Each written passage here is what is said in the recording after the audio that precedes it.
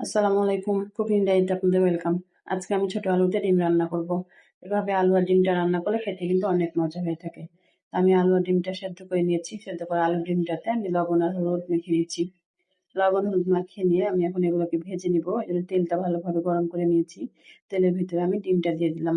ডিমটাকে ভেজে উঠিয়ে নিলাম। ডিমটা ভেজে উঠিয়ে নেওয়ার পরে এই তেলের ভিতরে আমি দিয়ে দিচ্ছি আলু। আলুটাকেও ভালোভাবে ভেজে নিব।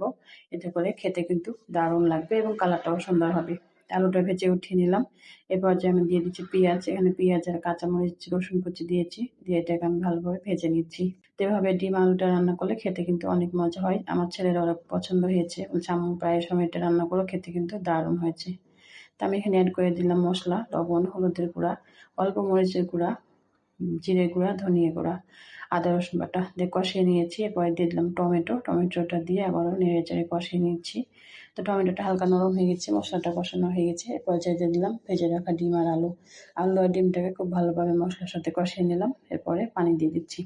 অল্প পানি দিচ্ছি এতে করে সুন্দর হবে ঝোলটা। কারণ আমরা ডিম আলুটা আগে সেদ্ধ করে নিয়েছি।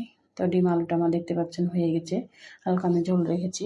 এরপর দিয়ে দিচ্ছি ভাজা জিরে গুঁড়া এবং ধনিয়া পাতা। নামানোর আগে ভাজা জিরে গুঁড়া ধনিয়া পাতা দিলে খেতে কিন্তু ভালো লাগে এবং সেন্টটা খুব ভালো আসে। তো এটা আমার হয়ে গেছে, উঠিয়ে নিচ্ছি। তো কেমন হয়েছে রান্নাটা অবশ্যই কমেন্ট করবেন। আল্লাহ হাফেজ।